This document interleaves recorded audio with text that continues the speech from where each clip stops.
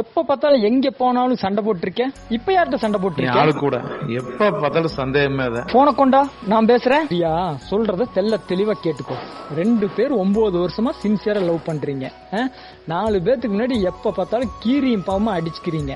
2 பேத்துக்குள்ள ஒரு அண்டர்ஸ்டாண்டிங்கே இல்ல. 100% love failure ஆகுது. 10% தான் சக்சஸ் ஆகுது. எதனால? அவங்களுக்குள்ள விட்டு கொடுக்கற மனப்பான்மை இருக்கிறதுனால. விட்டு கொடுக்கறவங்க கெட்டு போறது இல்ல. சரியா? புரிஞ்சுதா? ஓகேமா.